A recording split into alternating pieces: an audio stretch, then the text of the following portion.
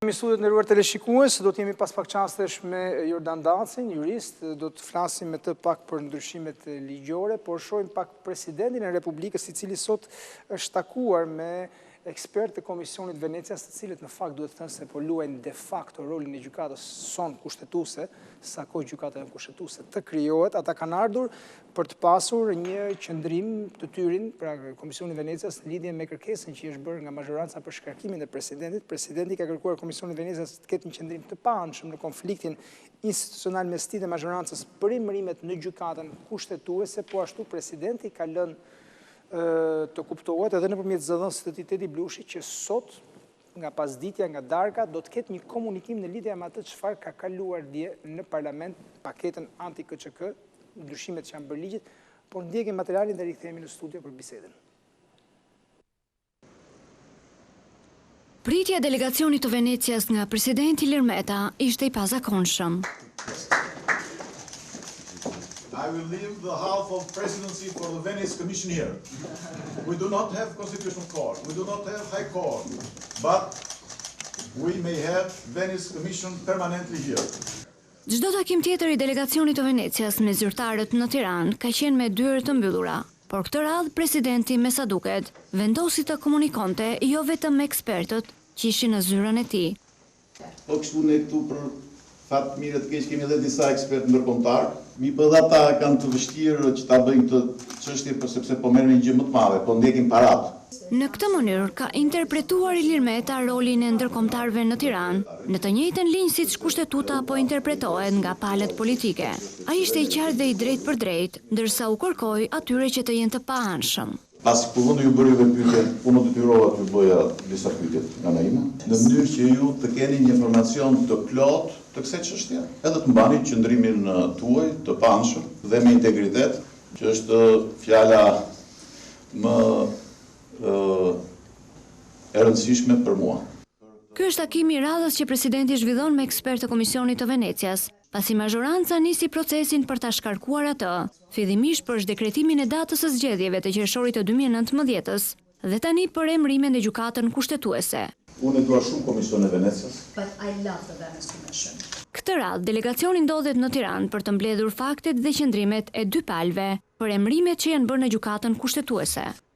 Më parë, delegacioni u takua dhe me kryetarin e parlamentit Gramos Ruçi dhe antarët e komisionit të ngritur për të shkarkuar presidentin. Gjatë këtyre takimeve, ekspertët kanë pyetur kryetarin e kuvendit lidhur me ngritjen dhe bërjen funksionale të organeve të reja të qeverisjes së sistemit të drejtësisë, gjykatës kushtetuese, gjykatës së lartë dhe organeve të tjera, si dhe kanë bërë pyetje konkrete mbi procedurat e ndjekura nga presidenti i Republikës dhe kuvendi gjatë procesit të emërimit të gjyqtarëve kushtetues. Rikthehemi studiot nderuar teleshikues, na është bashkuar Jordan Daci, avokat, jurist, profesor me titull shkencor. Profesor, mirë se erdhët. Faleminderit për ftesën. Kemi kënaqësitë.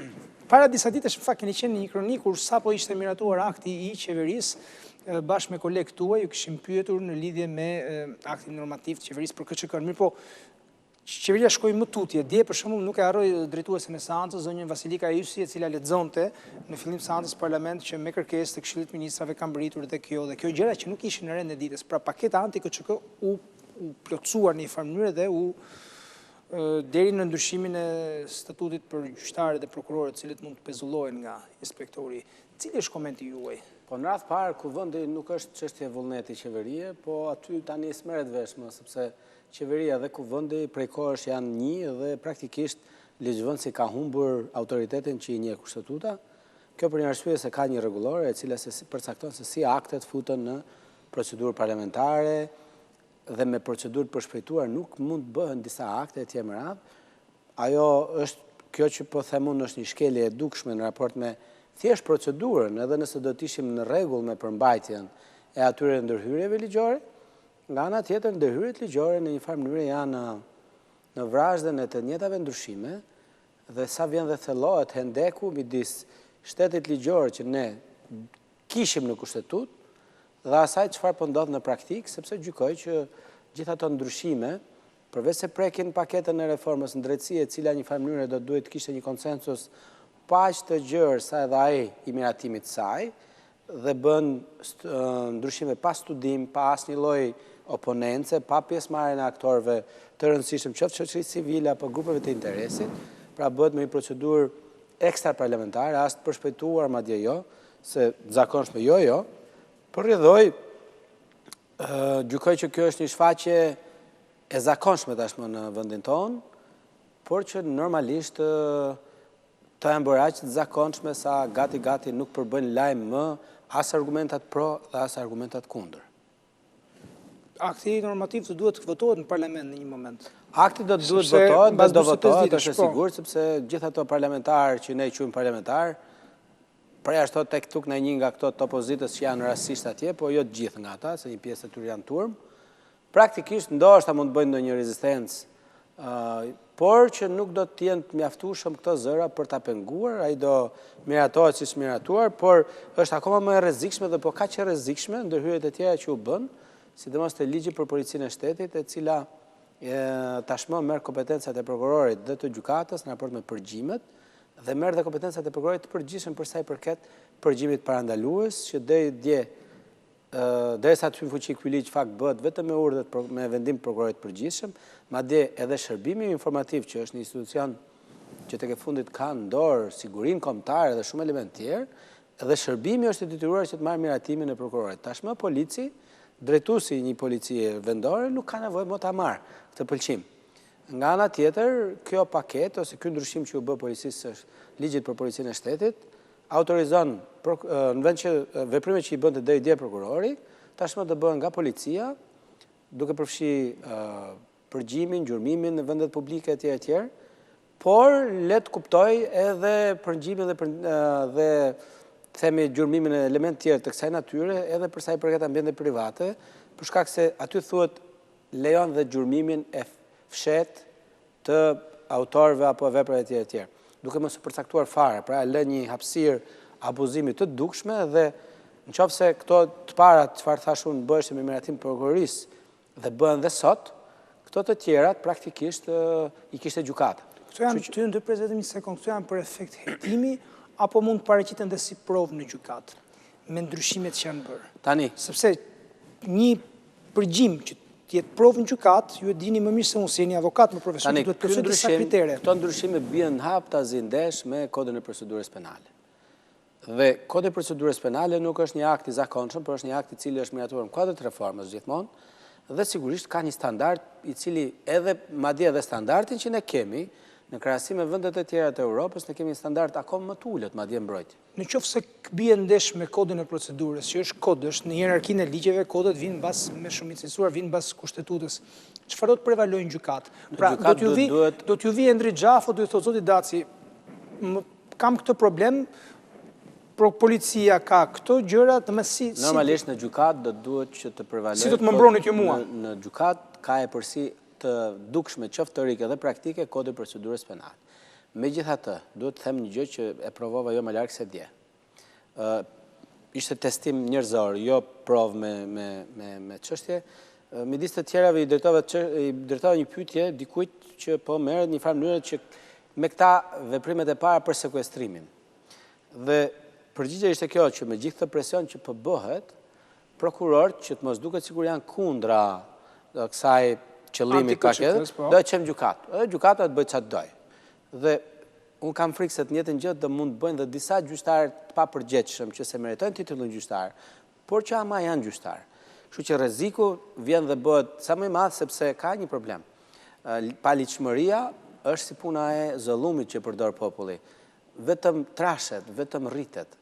Nëse ne nuk marrim masa që paligjshmërinë ta kufizojmë dhe të mos ta lëmë që të përhapet, ajo do kthehet nga një paligjshmëri që gjithë e kundërshtojmë, do kthehet në një gjë të zakonshme nesër dhe gati të pa diskutueshme. Pra ju po thoni që politika me frymën e saj populiste, që prek telat e njerëzve që kriminali duhet t'i merret pasuria ose ta justifikojë etj.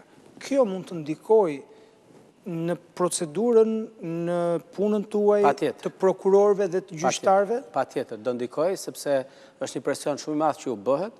Nga ana tjetër, ky përgjim nuk do fal edhe anëtarët e sistemit drejtësisë, kështu që do jetë një mjet edhe kanose një farë mënyre për anëtarët e sistemit drejtësisë, do jetë një kanose për të gjithë, por unë gjykoj që ndoshta pa e kuptuar, ky mjet do kthehet në një mjet kanosi edhe për vetë autorët e këtyre ndryshimeve herët avon. Sepse nëse pak si po shumë thjesht, ne kemi shprehje që po i hape gropën tjetër do bish vetë brenda.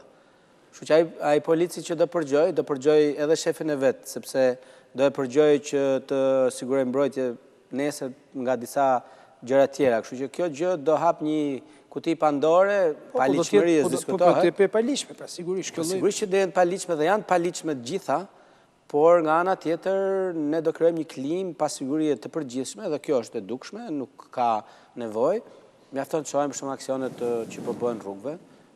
E para me ligj është e ndaluar që ti të kontrollosh çdo njeri që del përpara. Ti duhet ndalosh vetëm një person i cili ka informacion të sigurt, është një rast emergjente që s'mund ta autorizoj gjykata, vetëm në ato kushte dhe këtë mund ta bëj vetëm një oficer i policisë gjyqësore, jo polic rrugash sa duash, siç po ndodh rëndomt. Kështu që jo paketa anti-KCK, por çdo lloj pakete bëhet. Ty pyes një gjë shumë praktike, në rast se të ndalon polici në rrugë, sikurse po shohim. Ka drejt të kontrolloj. Ka një procedurë fikse se si bëhet kontrolli. Dokumentat e automjetit ka të drejtë. Dokumentat e automjetit kaq. Asgjë tjetër për sa i përket kontrollit personal dhe kontrollit të automjetit bëhet vetëm me vendim të gjykatës për lejimin e kontrollit.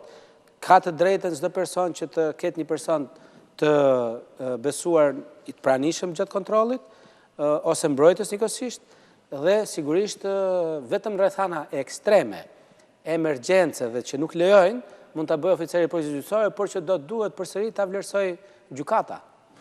Do më thënë, nëse mua më ndalon policia thotë hape bagazhin, nuk kam drejt ta refuzoj? Normalisht po, me ligj po. Dhe nuk duhet të ta bëjë një gjë tillë. Po çfarë ndodh pastaj? Mund kërkojë ai në gjykatë ose të shoqërojë në komisariat pastaj? Këta sigurisht se shpesh njerëzit për të mbaruar punë thonë po ma hajde. Edhe mund të fusë edhe në goditje kështu gati po të mos ketë kamera etj, diskutohet gjitha këto mund të ndodhin. Kjo është një kosto që një qytetar e merr kur ka një shtet të dalë mendsh përpara që normalisht nuk do t'ja di. Në fakt kjo ka qenë praktikë e trashëguar prej komunizmit ku njerëzit ndalon rrugti dhe kushdo që kalon e kontrollon etj. Kjo nuk është normale as me ligjet tona as në vendet e tjera.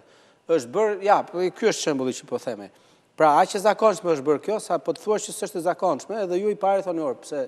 Pra e njëjta gjë kam frikë se do ndodh edhe me paligjshmëritë, të cilët unë dhe disa kolegë tjerë, shumë pak jemi në fakt, po i ngrem, unë nuk po i ngrej për politik, unë i ngrej për shkak të bindjeve që kam, në raport me atë çfarë unë kam si shenjë, që është liria, dhe unë jam opozitar ndaj të keqes, jo opozitar ndaj mazhorancës. Nëse mazhoranca do bënte diçka të mirë, unë i pari do e përkraja, sepse nuk e shoh veten të mundshme të jem në opozit me diçka të mirë që i bëhet vendit tim dhe qytetarëve të mia apo mua. Nëse dikush do ta çonte këtë në gjykatë kushtetuese, kur gjykata kushtetuese të mblidhet, sikurse të konstituohet e plot, sikurse ka ndodhur me zgjedhjet e 30 qershorit, sikurse ka ndodhur presidenti me çështjen e presidenti me ankesën e tij, domethënë ideja është kush mund ta çonte, kush legjitimohet për këtu legjitimohen një seri subjektesh, sigurisht kushtetuta e ka përcaktuar. Sepse ka ndryshuar janë organizatat qeveritare që merren me mbrojtjen e drejtave të njerëzit, është avokati i popullit që për mua duhet dalë dhe të prononcohet për këtë gjë. Dhe avokati i popullit. Patjetër, dhe nuk po prononcohet, po duhet të dalë, se është momenti që duhet dalë dhe ta thotë fjalën publikisht. Sigurisht janë institucionet kushtetuese, të cilët janë një pesë të deputetëve që në rastin konkret nuk ka sesi.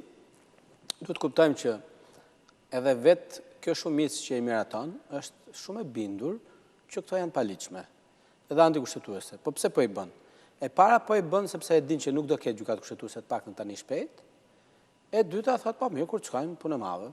Ne do i bëjmë çfarë do bëjmë, do realizojmë çfarë kemi ndërmend të realizojmë dhe këtu po lozet pikërisht me mungesën e gjykatës kushtetuese.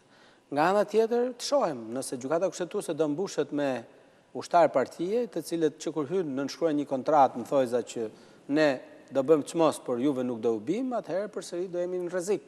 Gjithsesi unë gjykoj që gjykata kushtetuese shpresoj shumë që antarët e arshëm do kenë integritetin e mjaftueshëm, sepse kjo nuk është një çështje që i bëhet një individi. Kjo është një prishje e një standardi që e ka gjithë bota demokratike dhe që ne e kemi fituar me shumë mund. Bie ndesh me konventet europiane, bie ndesh me çdo lloj praktike demokratike të vendeve të zhvilluara, edhe në rajon, çdo që të marrim ne nga këto, as Kosovë, as Maqedoni, as në Serbi, në as një vënd nuk ndodhin këto që po ndodhin këtu tek ne.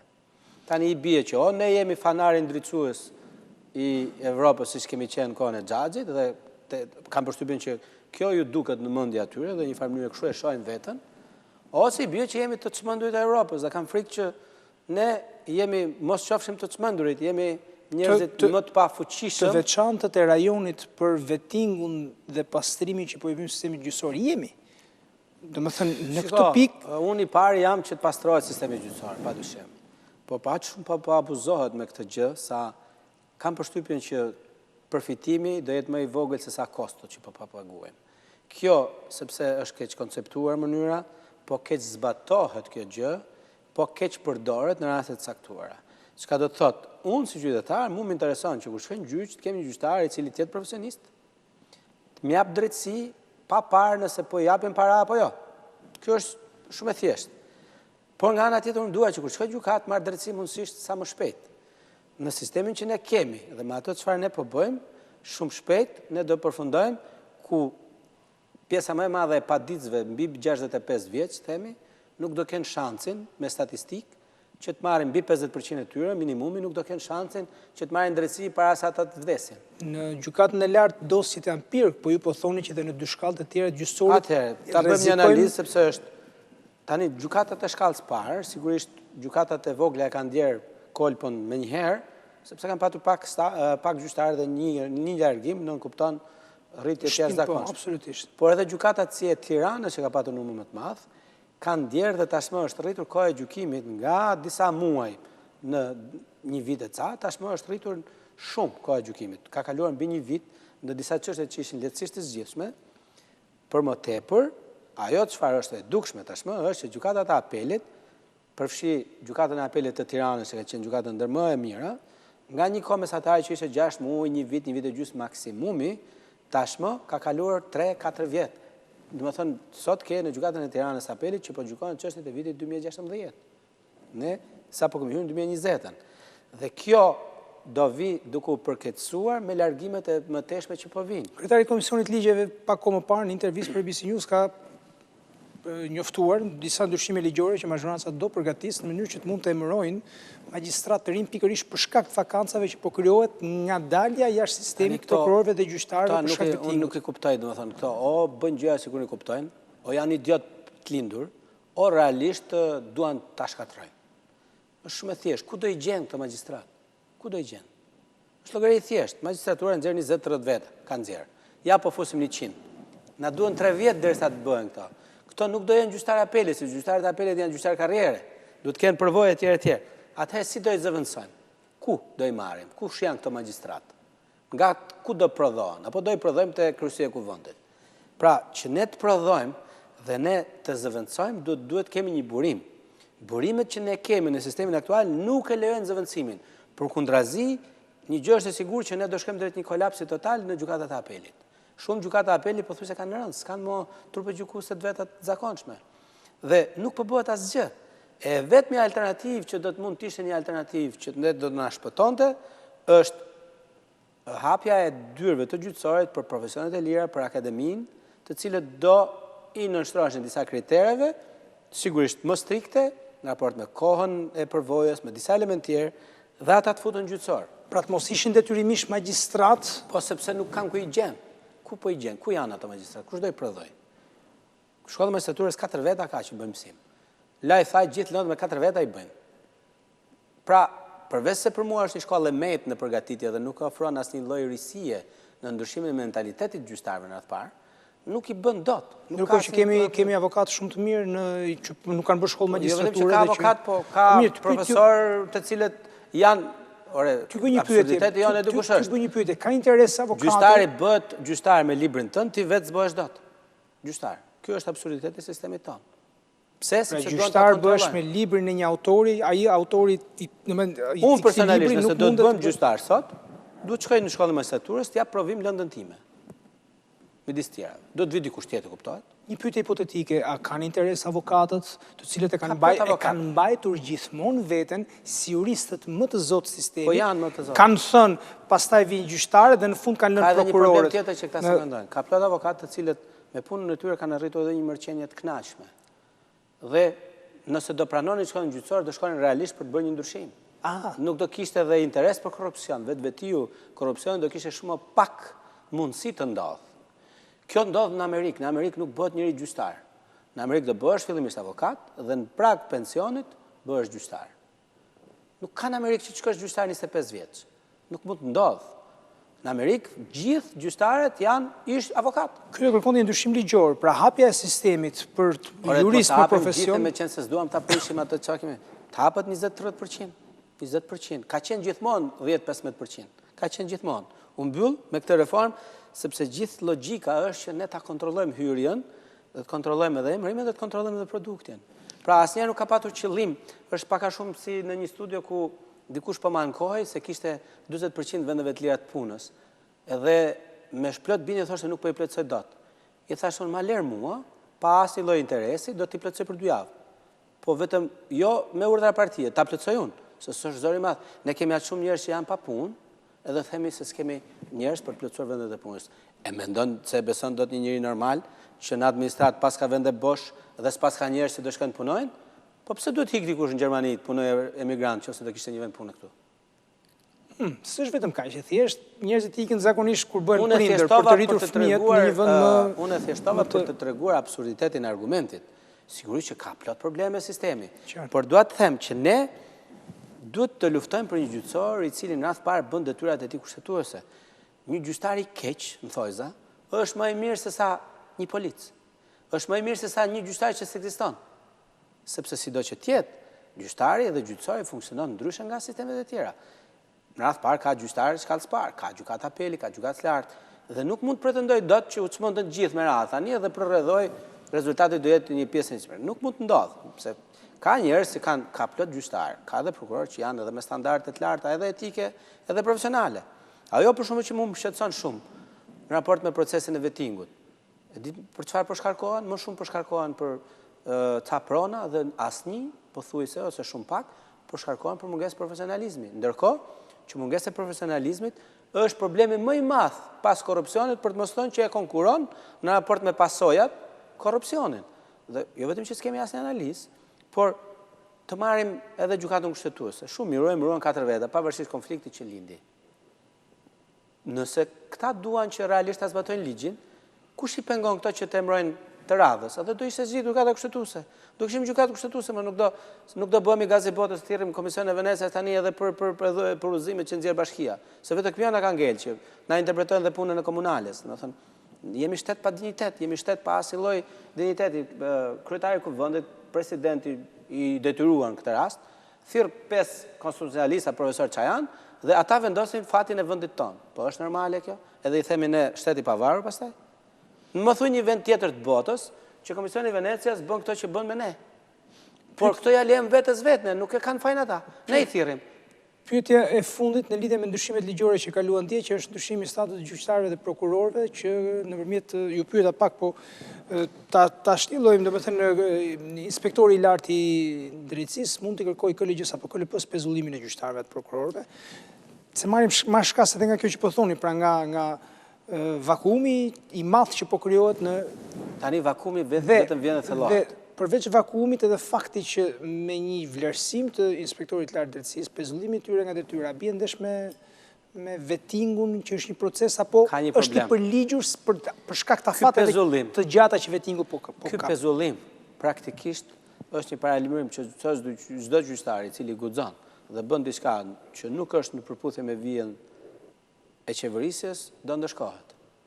Pra në një farë mënyrë, efekti i këtij rregulli do jetë një kanosje e nënkuptuar për çdo gjyqtar i cili tenton të jetë, sepse thuaj mu ka ndonjë vend tjetër të botës që gjyqtarët merren telefon dhe kanosen telefon nga zyrtarët e shtetit, po flas nga kriminalët, se ato atë punë kanë. Ka ndonjë vend tjetër të botës ku një gjyqtar bëhet gjyq publik pse dha një vendim, ndërkohë që gjithë ata që e bëjnë gjyq nuk e kanë lexuar vendimin. Dhe ky është absurditeti më i madh. Madje s'ka dalë akoma vendimi. Kishim gjyqtarët që dhanë një vendim të debatueshëm. Ata i arrestuan për një vendim që kishin dhënë, vendimi se kishin bërë akoma ata. Nuk ka rëndësi sa bazë ka. Do thon absurditeti qëndron. Prit një herë të shohësh argumentimin e vendimit. Prit lexoj një herë, pastaj nëse me të vërtetë çeka për çështjen e tij, okay. vazhdo bëj detyrën. Por unë akoma sa kam shkruajt vendimin tim thumu e ke shkruajt gabim. Ky është logjika që ndodhi me gjyqtarët, edhe me një koleg që paktën njërin nga ata kam shumë mik edhe e respektoj për atë çfarë përfaqëson nga pikëmarrja profesionale në atë parë. Është ndër të paktët që ka edhe një profil kërkimor, shkencor, se ka plot gjyqtarë që janë të trashëguar nga sistemi. Po në fakt, ajo çfarë unë vërej, dhe është shqetësuese është që unë kam shpresën që gjithë këta magjistratë të rinj, e para unë shpresoj që ta çlirojmë veten nga presioni i sistemit dhe sinqerisht shpresoj që me të vërtet na japin një shpresë që ky vend mund të bëhet, sepse praktikisht gjithë gjyqtarët në moshë dhe prokurorët mua më duket sikur janë vënë shenjese për t'u larguar. Dhe mendoj se është një largim në shumë raste i paragjykuar. Nuk është problemi që të provohet, kur provohet nuk kemi që bëjmë, madje jam pro që të largohen. Dhe se kjo nuk është për t'i bërë avokatin gjyqtarëve dhe prokurorëve, se unë jam avokati i klientëve të mi, do të thotë unë jam në opozit me ata, të jemi sinqert. Edhe mbesoj që jam ndër më opozitarët në sistem, edhe me ata. Problemi është që ne duhet jemi korrekt dhe ne duhet kujdesemi që vendi jonë të zhvillohet si një vend normal, ku njerëzit mos kenë frikë kur shkojnë në gjykatë, por njerëzit të shohin një gjyqtar i cili është sa i rrep me ligjin, por edhe aq edhe njerëzor. Ky është kuptimi i drejtësisë. Ndërsa ne çfarë po e shndrojmë? Ne kemi variantin e drejtësisë, këto gjyqtarë, nëse nuk janë kasap dhe që kanë giotinën, nuk i quajmë gjyqtar të mirë. Çdo gjyqtar në fakt është e kundërta. Një gjyqtar i mirë është pikërisht ai që është sa gjyqtar i rrep, aq edhe një njerëzor, sepse që një njerëzor e tillë është. S'ka njeri që nuk gabon, por drejtësia nuk është që të masakrojë njerëz. Drejtësia është që të rivendosë ekuilibrat e shoqërisë dhe ta ruajë shoqërinë nga konfliktet të cilat dalin jashtë kontrollit. Unë gjykoj se gjithë ato që po bëhen nuk po ndihmojnë në krijimin e kësaj klime dhe as në dhënien e një arsye më shumë atyre antarëve të trupit gjyqësor që ne kemi sot, që ata të sjellin këtë lloj ndryshimi. Unë nuk e shoh reformën drejtësi me zëvendësim emrash, se emrat janë në këtë pellë do marrin gjithë. Reforma drejtësi për mua është më shumë vizion, është filozofi e re, është mënyrë qasje, një qasje e re në të dhënit të drejtësisë. Nga një anë që ne drejtësinë ta japim, nga ana tjetër që drejtësia të ndjehet, që po jepet edhe nga, pra ti mund ta bësh shumë mirë vendimin, por nëse gjithë njerëzit nuk e kuptojnë që ai vendimi jot nuk çeka i drejt, kot nuk quhet realisht i drejt. Pra edhe pse ai në thelb është i drejt. Pra ne duhet të japim një vendim i cili gjen përkrahje edhe tek morali i shoqërisë, se tek e fundit ligji, ky është ligji ka bazën te morali. E thonin romakat, nuk ishin budallën, ishin më të zgjuar madje se sa disa që bëjnë ligjet sot. Çfarë thonë? Ligjet pa moral janë ligjet kota, sepse nuk burojnë nga ndërgjegjja jonë. Dhe ne me gjithë këto veprime që bëjmë, e kemi ulën ndërgjegjen e zbatimit të ligjit në minimum, sa ai që zbaton ligjin quhet një budalla. Ne shpesh kush disa herë kemi rënë pjesë ku dikush që respekton semaforin, dikush që respekton vjet e bardha, fillojnë edhe të çojnë kështu pak me humor, po çfarë që ka ky. Dhe ky është dëmtimi më i madh që është bërë vendit tonë, sepse u dëmtua qasja dhe perceptimi që njerëzit duhet të kenë për shtetin. Nga një institucion që ne kemi krijuar për të na ndihmuar ne, sot njerëzit shtetin e shohin ose si një alergjik që na shkakton neveri, ose si diçka që më shumë prish punë se sa rregullon punë. Dhe nëse ne nuk do rindërtojmë këtë raport, do kthehemi që gjithë qytetarët do jenë opozitarë me shtetin, që normal nuk do ishte normale për një shoqëri si e jona. Dhe ne do të themi stop. Do të thënë, dita kur ne me të vërtet do shënojmë një shkëputje, do jetë dita kur një qeveri, kjo nuk besoj se ka as vullnetin as mundësinë më, të vendosë që në radhë parë ligje me aksion mos të bëhen më. Bëhen ligje të cilat të ndiqen, të paraprihen me studime, të angazhohen ekspert, të marrin kohën e nevojshme për debat, se nuk ka logjik që ne ndryshojmë ligjet themelore të shtetit sikur të ishin urdhra të një zyrtari thjesht fare. Sepse kjo krijon një gjendje pasigurie të përgjithshme. Dhe ajo çfarë unë duhet të them është që në kohë të vështira si kjo ku ne jetojmë, sigurisht një mendimi im nuk do e bind parlamentin që ta ndaloj parlamentin për miratim. Po është e rëndësishme që të paktën disa individa, po sa më shumë nga ne, ta thonë fjalën e tyre dhe të tregojnë në cilën anë janë. Dhe ne duhet jemi në anën e drejtë, nuk ka rëndësi pjesa politike. Sepse ne duhet jemi drejt me veten tonë, me fëmijët tanë. Unë nuk kam shqetësim personal kur them që këto janë të paligjshme. Sepse vetë doja dalë tek fundit, tek unë vinë njerëzit për zgjidh hallet e tyre, kështu që hallet e mia do i zgjidh. Por këtu diskutohet për masën, diskutohet për popullin. Dhe shoh një ndjeshmëri shumë të ulët dhe një ndërgjegjësim shumë të ulët edhe nga institucionet.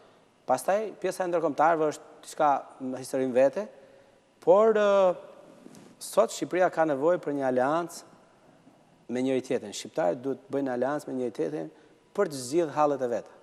Nuk mund të jemi në mëshirën e as Komisionit Venecias, as gjithë komisioneve tjera, sepse s'pyet njëri për ne.